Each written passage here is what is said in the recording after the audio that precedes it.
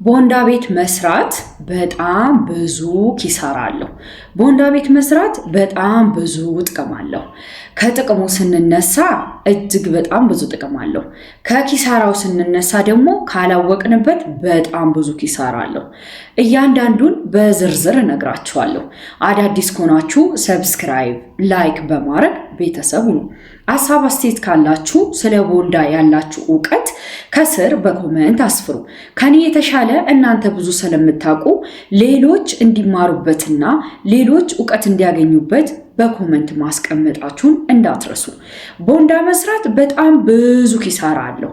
እሱ የመጀመሪያው ቦንዳ የምናመጣበትን ቦታ ካላወቅን፣ ከማን እንደምንረከብ ካልተረዳን፣ የምናመጣቸውን ዕቃዎች አሁን ላይ ሰዎች ይፈልጓቸዋል ወይ ብለን አስበን ካልሆነ የምናመጣቸው እነዛ ያመጣናቸው ዕቃዎች ካልተሸጡ ገንዘቡን ይዘውት ከተቀመጡ ኪሳራ ነው አይደል እንዴ? አዎ ኪሳራ ነው። ስለዚህ የምናመጣቸው ዕቃዎች ቦንዳ ቤት ከከፈትን በኋላ አሁን ላይ ሙቀታማ ወቅት ከሆነ ሙቀት ላይ የሚለበሱ ልብሶችን መሆን አለበት። ብርድ ከሆነ ልክ እንደዛው ለብርድ የሚሆኑ ልብሶችን ማምጣት አለብን።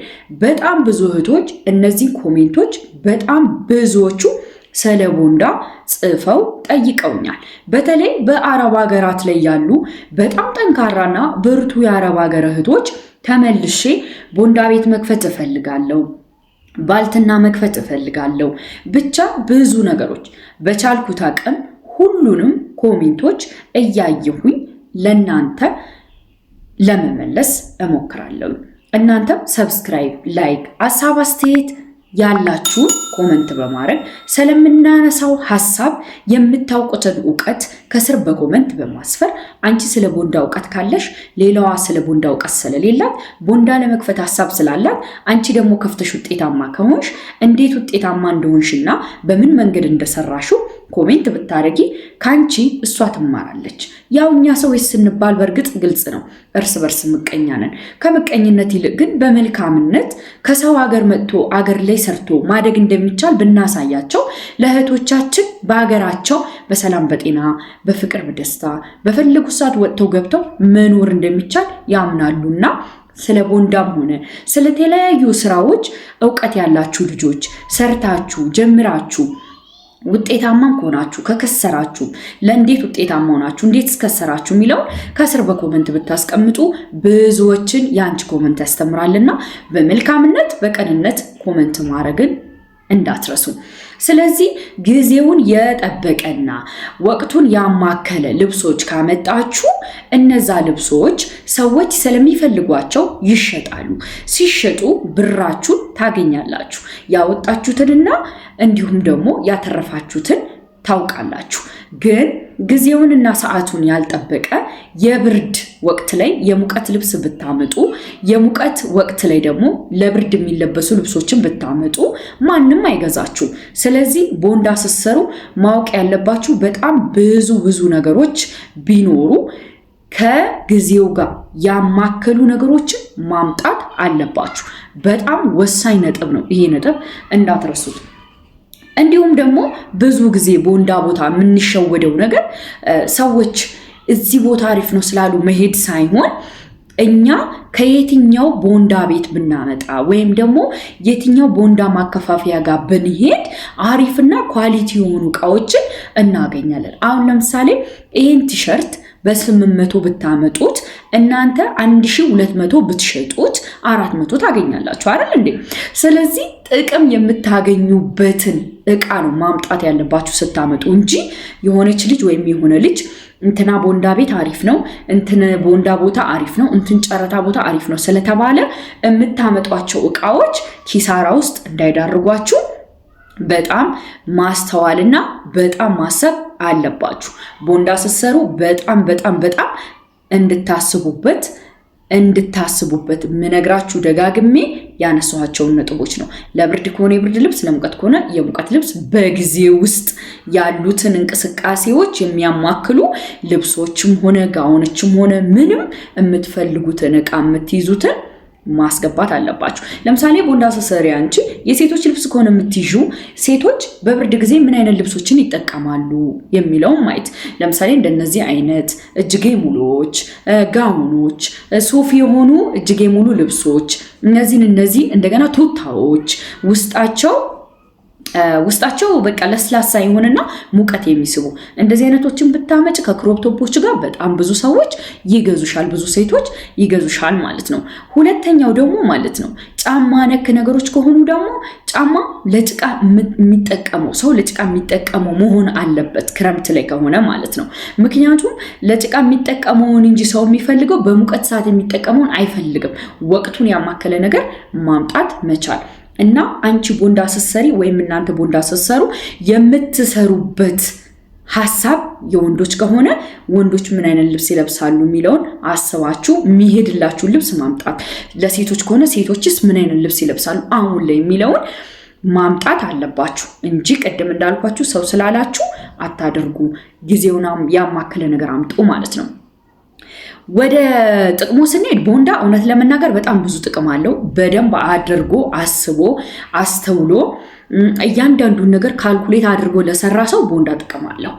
ከየት ማምጣት እንዳለበት፣ ከየት ማግኘት እንዳለበት፣ ማማጋ ኳሊቲ የሆኑ ልብሶችና ቆንጆ የሆኑ ልብሶች እንዳሉ ያወቀ ሰውና እነዛ ልብሶች በምን ቀን እንደሚገቡ፣ ምን ቀን ቀሚስ ነው፣ ምን ቀን ሹራብ ነው፣ ምን ቀን ሱሪ ነው፣ ምን ቀን ኮት ነው፣ እያንዳንዱ ቀን ለምሳሌ ጨረታ ቦታዎች ከሆነ ሄዳችሁ የምታመጡት የጨረታ ቀናቶች አለው። ሱሪ የሚወጣበት፣ ቀሚስ የሚወጣበት፣ ቲሸርት የሚወጣበት፣ ክሮፕ ቶፕ የሚወጣበት ቀናቶች ስላለው በነዛ ቀናቶች ውስጥ ሄዳችሁ የቦንዳውን ልብስ አምጥታችሁ ውጤታማ የምትሆኑበት ዘርፍ ነው። ስለዚህ አንድ ክሮፕ ቶፕ እናንተ ቦንዳ ተራ ሄዳችሁ 400 ብታመጡ 800 ብትሸጡ ላይ ከ400 አተረፋችሁ። ቢያንስ ለቤት ኪራይ 200 ብታስቀምጡ 200 አገኛችሁ። አያችሁ ካልኩሌት እያደረጋችሁ ስትሰሩ በጣም ውጤታማ ትሆናላችሁ ማለት ነው። እንደገና ማለት ነው በጣም ልትረዱት የሚገባው ነገር ቦንዳ ስትሰሩ በጣም በጠዋት መሄድ። ለምሳሌ የሚከፋፈልበትን ቦታ ማታውቁ ልጆች ካላችሁ ከስር በኮመንት ነገሩኝና እኔም ማቃቸውን በሙሉ እነግራቸዋለሁ።